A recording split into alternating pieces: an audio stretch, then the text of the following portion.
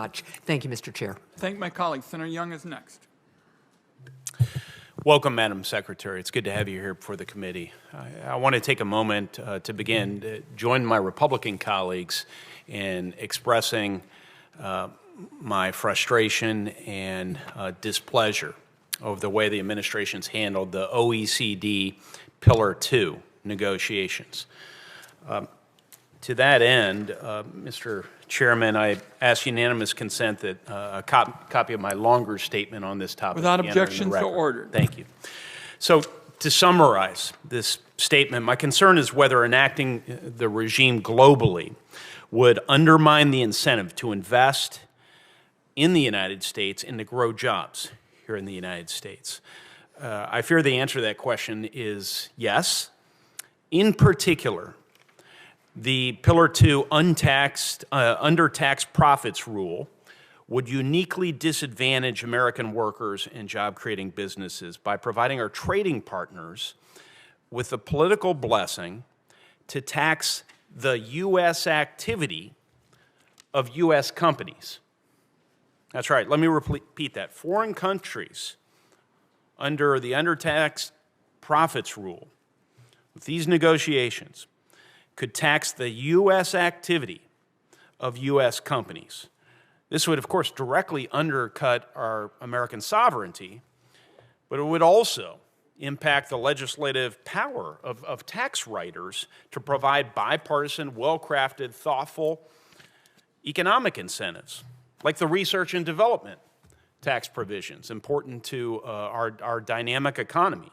This credit, which my bipartisan colleagues and I are fighting so hard to protect, and much more, look to be wiped out under Pillar 2. So, Madam Secretary, American workers and American companies deserve a better deal. And I want to begin by asking you to go back to the negotiating table and negotiating that deal for them. Moving on, Madam Secretary, as you know, President Biden has promised dozens of times that he won't raise taxes on anyone earning less than $400,000 a year.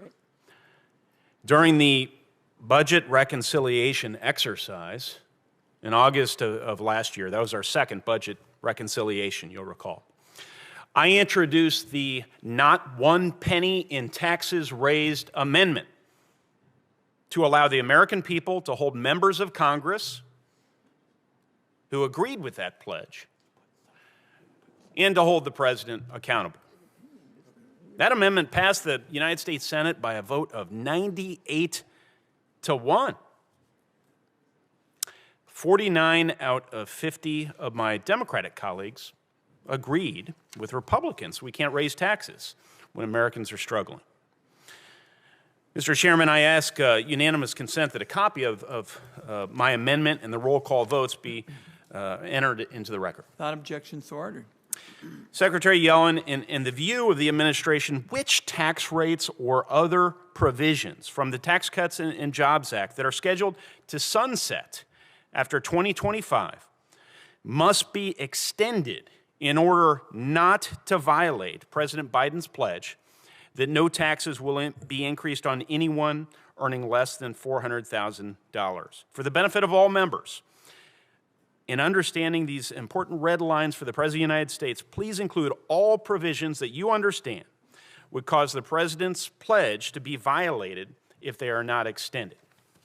Well, there certainly are aspects of TCJA that, if they sunset, would impact households or taxpayers earning under $400,000.